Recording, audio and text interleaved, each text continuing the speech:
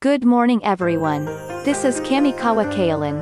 This time, we will answer the request of Curry 3 Momo. On July 8, 2016, on the Chinese Internet Bulletin Board, many countries have invaded China. Why do Chinese people have the psychology to relieve their resentment only against Japan? Was asked. Many Chinese responded to this question, as did Koreans, exposing their anti-Japanese sentiment. Invaded China, it's not hard to imagine that I would say the answer. So, in history, Japan is not the only one that has invaded China. Why do you hate only Japan? What kind of response did Chinese internet users respond to this question? Below are some of the comments. Compare Japan with other countries. Most of the other countries were economic looting, but Japan has also demanded territory. Their purpose was to swallow China and crush the country. I hate aggression by other countries, but no country is as shameful and brutal as Japan. They conducted inhumane poison gas and experiments, raped the girl, and caused the Nanjing massacre. The harm caused by the barbarism is the greatest to date. Japan still does not face reality and does not plead guilty. Can we reassure those who have been hurt in the past and are still trying to hurt? Chinese textbook model answer. Citing the Nanjing massacre as a reason, I think there are many people who answer. But unlike Koreans, in China, the Japanese are also surprised that some people can look at things calmly. I think the cause is the media. The common people are the ones who forget the past. Just like cells are reborn, a new generation of people cannot understand that history. They are all media issues. I've heard the phrase, if you control the media, you control politics. The history we are currently touching is due to the party. Is there a medium that doesn't talk about online novels, videos, dramas, newspapers, and the invasion of Japan? If this situation continues, the resentment towards Japan will take root and the invasion of other countries will be forgotten. Moreover, some people want the common people to hate Japan. How many years have passed since the end of the war? It's been over 70 years. Some people are enthusiastic about something. It broadcasts a drama during the anti-Japanese war and has been promoting it for generations. We must not forget how friendly Japan-China relations were in the 1990s. I could watch Japanese dramas on TV every day. Why can't we turn to the common people? The biggest is probably the government promotion. If China every year, if you carry out activities to commemorate the incidents and genocide by countries other than Japan and play TV dramas every day, the grudge against Mongolia and Russia will be deeper. We do not do so because of national interests and political needs. That's what the government is, and I don't think it's wrong. Also, on this issue, many Chinese will cite the Nanjing massacre as a reason. When studying Japan-China relations, a strange phenomenon follows. That is, the feelings of hatred of Chinese people for Japan in the last 10 years have deepened. If the reason is the Nanjing massacre, it usually diminishes over time. Why does hatred for Japan increase as China rises? The answer is, in addition to complex social factors, sometimes the government is trying to distract people from social contradictions. Due to the rapid economic growth of China, the extreme ethnic psychology of Chinese people has expanded. In addition, there is still a big difference between developing and developed countries, between China and Japan. The Chinese, as a flip side to potential fear and inferiority complex, he takes up the negative side of Japan and blames it. And that there are Chinese people who can see things objectively like this, the Japanese are surprised. And to say that China still has the social soil to say that, it seems that Japanese people may feel, is it different from Koreans? Over historical friction with China and South Korea, such as the Nanjing massacre, Yasukuni issue and textbook issue. The Chinese government is it has been used as part of Japan's diplomatic strategy to weaken Japan's international position. The wise Chinese actually understand that. On the surface, while understanding, because anti-Japanese is profitable, we are just calculating the profit and loss and acting anti-Japanese. I think it can be said that. However, what is wrong with China and South Korea's claim, and why is it wrong? What facts will prove the lie? When it comes to that, I think the current situation is that there are few people who can fully answer. For example, about the Nanjing massacre, very few Japanese believe in the 300,000 massacre theory claimed by China. But what exactly is the 300,000 people they claim without shame or hearing? Also, what is fundamentally wrong with 300,000 people? What is the basis for denying China's claim? Isn't it the current situation that if you go one step further and are asked, you will get stuck in the answer? In other words, the recognition that China and South Korea's claims are strange is spreading in Japan. On the other hand, when it comes to getting people from overseas to understand, it seems that the penetration is still insufficient. I think that historical friction with China and South Korea will continue in the future, but it will end. 1. When the Japanese make a valid counterargument to it and it no longer makes sense as a diplomatic card. 2. And when China and South Korea truly understand that historical friction with Japan can only be economically disadvantageous. I think it's only. In that sense, in addition to criticism of China and South Korea, the aspect of historical friction is in individual historical issues in Japan, how widely the basic facts are taken into account and discussed. I think we are moving to that point. This time, based on that meaning, the problem called Nanjing Massacre, I would like to sort out what are the basic facts to keep in mind. What is the so-called Nanjing Massacre? 6 weeks after December 13, 1937, immediately after the Battle of Nanking, Japanese troops killed a large number of Chinese civilians and prisoners. It is an incident that allegedly committed rape, arson, and looting.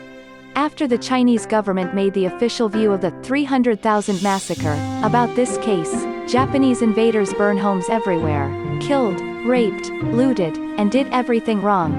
After the Japanese occupation of Nanjing, he committed a bloody massacre against Nanjing citizens and committed an uncoverable mortal sin. It is well known that we are teaching children Chinese history.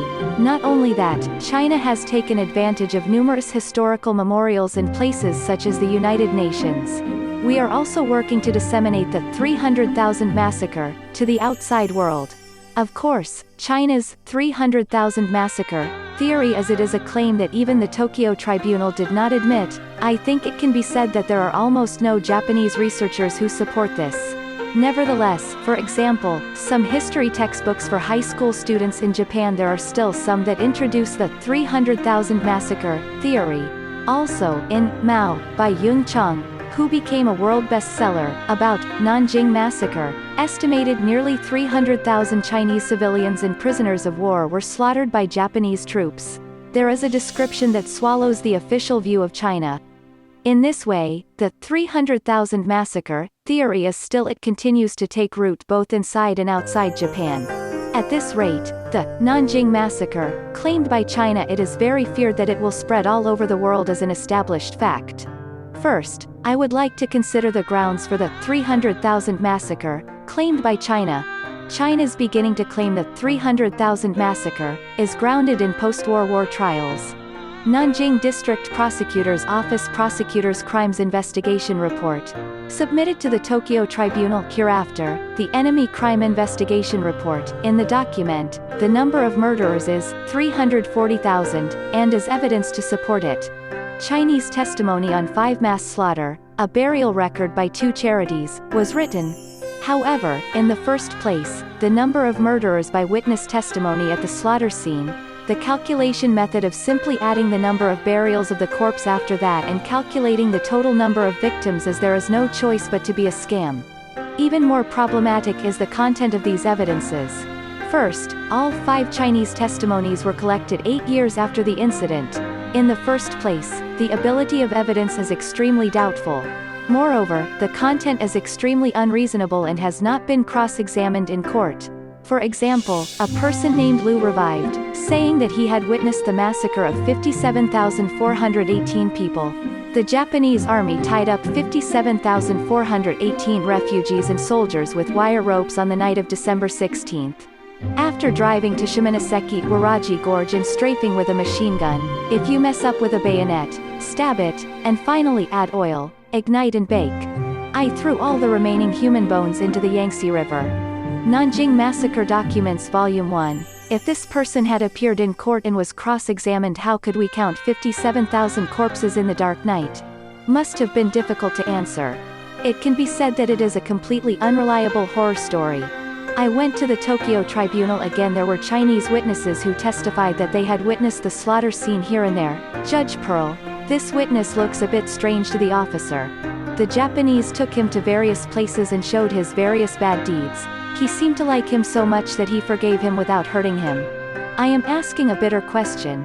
But what about the evidence that two charities have buried 150,000? According to the burial table submitted to the Tokyo Tribunal, it is said that Changzhendo buried 110,000 bodies, and the Red Swastika Society buried 40,000 bodies. It was known from that time that the Red Swastika Society was involved in the burial work. However, the burial table submitted by Changzhendo was created in 1946, 9 years after the incident. It is not very proof that Changzhendo was engaged in burial work. The fact that Changzhendo was engaged in burial work in the first place is actually extremely doubtful. Also, the number 40,000 of the Red Swastika Society, it turns out to be based on reports that have been inflated to get more wages. According to the testimony of Mr. Susumu Maruyama, a former Nanjing Special Agency employee who was involved in this burial project, the number of burials per day is at most 600 to 800, calculated from the number of working days listed on the burial table. The number of burials is only around 10,000. Furthermore, when collated with the detailed battle report analyzed by Nanjing War History, it can be inferred that most of the burial bodies of around 10,000 were killed in action by the Chinese army. In this way, when examining the evidence on the Chinese side, not even the 300,000 massacre, or even the 10,000 massacre, can be proved. By the way, the population at the time of the fall of Nanking was 200,000 civilians. In January of the following year, Nanjing's population increased to 250,000. From this alone, it is understandable that the massacre of 300,000 people is completely fictional. This figure is the International Committee for the Nanking Safety Zone, formed by private Westerners who remained in Nanking. It is a number that is publicly known from documents such as the problem of the 300,000 massacre theory claimed by China, as it's not just an exaggeration of the numbers. Another serious problem is the allegation that the Japanese military carried out a genocide of civilians. The primary basis for this civic genocide theory has been, it seems to be, the testimony given by the Chinese at the Tokyo Tribunal. However, as we saw earlier, they are extremely unreliable. Also, the Westerners who remained in Nanjing at that time, he also left testimony and records to support the genocide. They are the second basis for the civil genocide theory. Some of those Westerners have testified in the Tokyo Tribunal, but most were just hearsay. Also, in the official record of the assault of the Japanese army by the Safety Zone Committee made by these Westerners, nothing leads to a civil genocide. In recent years, important facts have been found that fundamentally undermine the credibility of Westerners' testimony. We'll talk about that later. Of course, individual testimony about these civil slaughter, it is extremely difficult to verify and deny each one. In fact, it can be said that it confirms that there was no civic massacre. There are many primary sources and circumstantial evidence. For example, I mentioned earlier that the number of burials by the Red Swastika Society is inflated. Even if you believe this number as it is inconsistent with the civil genocide. According to the burial table, there were only about 2,800 bodies in Nanjing Castle. About 40,000 bodies are housed outside the castle. Moreover, the bodies of women and children are few, with only about 103 women and 46 children. Moreover, this figure also includes burials during periods that are considered unrelated to the Battle of Nanking. At the time of the Battle of Nanking, most of the general public were gathered in the safe area of the castle. There were few civilians outside the castle where the fierce battle took place. If a mass murder of civilians were to take place, it would only be feasible inside the castle. The body must have been left in the castle, of course. That is, the fact that most of the buried bodies, 94%, were housed outside the castle, the fact that women and children make up only a small percentage, 0.3% of the total, it clearly contradicts the civil genocide claimed by China. What you can't miss is this is Record of Nanking Safety Zone, edited by Xu Sishu, a diplomatic advisor to the national government of China. There, the Safety Zone Committee learned during the Japanese occupation of Nanjing. Almost all records of assault by the Japanese army are recorded. However, when the damage reports of more than 400 sent to the Japanese authorities are totaled, there were 25 murders, 49 victims, only 2 of them are witness testimonies. Moreover, the Safety Zone Committee admits that one of them is a legal execution. At least the members of the Safe Zone Committee, few witnessed illegal murders by Japanese soldiers. The important fact emerges clearly. On the other hand, if there was a genocide of citizens, there are also unthinkable objective situations. First of all, there were more than 100 Japanese journalists in Nanjing after the fall. We do not give eyewitness testimony that could lead to civil slaughter. For example, Mr. Osamu Yamamoto, then a member of the Shanghai branch of the Osaka Asahi Shimbun. I have never seen or heard of the massacre in Nanjing. Everyone gets together at night, but I've never heard of such a story. It has never been talked about in the Asahi Shimbun. I testify.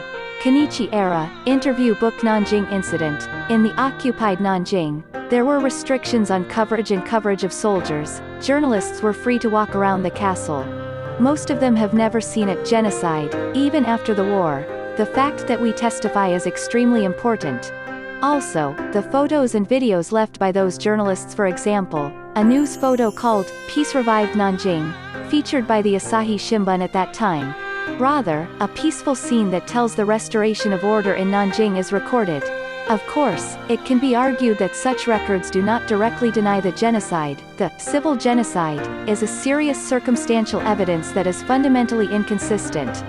Further, I would like to consider the Chinese side's claim that the Japanese army carried out large-scale rape and arson in Nanjing. First of all, about rape, the Tokyo Tribunal found 20,000 rape cases by Japanese soldiers. It seems to be the main basis for the Chinese side. The number 20,000 is by Rob, chairman of the Safety Zone Committee. Japanese soldiers committed about 20,000 women and girls. It is thought that it is based on the telegram addressed to the Consul General of Shanghai, January 14. This Rob testimony is extremely unreliable. The rape cases, including attempts published in the above-mentioned record of Nanking Safety Zone, are regardless of the truth of the matter. The total is 361 cases. There are only 61 cases with witnesses and recorders. Among them, there is confirmation that the Japanese soldiers did it. Only 7 cases were reported to the Japanese military for truth-finding and arrest. Far from the 20,000 rape cases by Japanese soldiers, I don't think it's even possible to argue for large-scale rape. Meanwhile, among the Chinese in Nanjing, Japanese soldiers frequently set fire in the city of Nanjing. Some people testify that only 5 arsons, including hearsay, have been recorded by the Safety Zone Committee. In the first place, the Japanese army has no motive for arson. It is possible to set fire to the building if necessary during battle. Burning down the city of Nanjing after the occupation is like strangling yourself. On the contrary, Seino tactics, scorched earth tactics, is a traditional Chinese art. Arson in Nanjing city is motivated by the Kuomintang side, which is trying to make the occupation policy of the Japanese army difficult. It is considered Minoru Kitamura, exploration of the Nanjing incident. In fact, an article dated January 9, 1938 in the New York Times states, under the heading, Chinese Army Burning Feast, it is reported in detail that the Chinese army burned down a building on the outskirts of Nanjing. What I would like to call attention to here is the policy of the Japanese army at that time. Scandals such as rape, arson and looting were strictly prohibited. Commander Iwayne Matsui proclaimed, "Caution," to the entire army. It is the first time that the Japanese army has entered a foreign capital since the dawn of history, and it is a major event that the world is paying attention to. Misfires due to looting or carelessness will be severely punished. It's unclear how thorough these policies were, the regimental commander at that time stated in the oath testimony submitted to the Tokyo Tribunal. A lieutenant brought back one leg of Chinese women's shoes that had fallen on the side of the road. It conveys the facts of the court-martial. Nanjing Massacre Material Collection Volume 1. By the way, as I mentioned earlier, about the Nanjing Massacre, there are also testimonies from the trials of Westerners who remained in Nanjing, or testimonies from the press and books. Some of these Western testimonies, no eyewitness testimony linked to the 300,000 massacre, can be found. But their testimony is, as it were, a testimony by a neutral third party in support of the civil genocide. It has reinforced the 300,000 massacre theory. The most important thing in this regard is the professor of history at the University of Nanking. It can be said that it is the testimony of Bates, who was also a member of the Safety Zone Committee. Bates is based on the Red Swastika Society burial record we saw earlier. The burial evidence shows that nearly 40,000 unarmed humans were killed in Nanjing Castle or near the gates. About 30% of them are people who have never been soldiers. I am writing a memo. This Bates note is written by Tim Parley, who is said to have first made the world aware of the Nanjing massacre. It was recorded in What is War? And became a powerful proof of the civil genocide. However, it is Timpery. He was a correspondent for the Manchester Guardian with Australian citizenship. The fact that he actually had a back face, called advisor of the National Party Central Public Relations Department, and What is War? Which has been considered for many years as a work by a third-party journalist, written by request and funding by the International Promotion Office of the Central Public Relations Department, which was in charge of external promotion of the Kuomintang. In recent years, the fact has been revealed by Minoru Kitamura, a professor at Ritsumeikan University. Also about Bates, the fact that he was already an advisor of the government of the Republic of China before the fall of Nanking. Also, the fact that he was awarded a medal by the government of the Republic of China. These are pointed out by Professor Shuto Higashinaka of Asia University. Forefront of Nanjing Massacre Research, 2003 edition. At that time, China was desperately seeking U.S. support to counter the Japanese military. For that reason, China used to exaggerate and promote the barbarism of the Japanese army. What is War? Was written at the request of the Kuomintang as part of that. In other words, the testimony of Westerners, which has been regarded as strong evidence of the civil genocide, is in fact, it was strongly engraved with the character of war promotion. If so, the testimony of Westerners would require a radical re-examination. In this way, the Nanjing massacre, claimed by China as not only the number of 300,000, but also civil genocide and large-scale rape, arson. There is also a lack of grounds in terms of claims such as. In other words, China's claim can be said to be completely fictional. So what was the Nanjing massacre? With the exception of some leftist scholars, the focus of the controversy in Japan is 300,000 massacre, or civic massacre. It's a completely different story. The last major issue left is one is the handling of soldiers, stool soldiers, who have taken off their military uniforms and sneaked into the citizens. The Japanese army is in the process of clearing the defeated soldiers. It is a fact that the courier who fled to the safe area was caught and executed. Around this, according to the Hague Land Warfare Regulations, the courier was an unqualified, illegal combatant, of prisoners of war. As a view that the execution was legal, it was a problem to catch a procedural defect that the execution was not based on military law. It is divided into the viewpoints. This is a very difficult issue related to the interpretation of international law. Regardless of the point of view, Chinese soldiers resist the citizens. It all started with some sort of evasion. In that sense, Japan's response is to maintain its own safety, so to speak. I think it should be taken into consideration that he had an emergency evacuation personality. In fact, one National Revolutionary Army officer who stayed in Nanjing among the courier soldiers hiding in the safe area, there was a group that hid small weapons. It even reports the killing of Japanese soldiers by courier soldiers. Kitamura, opposite. The second is the case of killing a surrendered soldier. It has been pointed out that a few regrettable incidents occurred in which the surrenders were killed. The view that this is an unlawful killing contrary to the Geneva Convention, that stipulates the treatment of prisoners of war, there is a view that it is not necessarily an unlawful killing. Of course, this seems to be an issue that should be considered in each case. At that time, in Nanjing at that time, the Japanese army, which had more surrenders than its own, difficulty in procuring food will hinder the execution of battles. I think that it should be taken into consideration that there was such a situation. Anyway, the issue in Japan about the Nanjing massacre as it is a scandal mainly related to the handling of Chinese soldiers. Being completely unrelated to the Nanjing massacre, in the sense of mass murder of innocent citizens, it can be said that it has already been settled. Besides this, from the perspective of the Japanese, China's claims are full of holes. In Nanjing massacre, the number of victims was repeatedly emphasized as 300,000. In fact, Chinese experts asserted that 300,000 victims cannot be counted one by one. The survey revealed about 10,505 people. The accuracy of the survey is also doubtful. The Wailing Wall, set up at the Nanjing Massacre Memorial Hall, the Nanjing Massacre Victims Monument as an excuse at the beginning, in the words of Mr. Zhang, a professor of history at Nanjing University.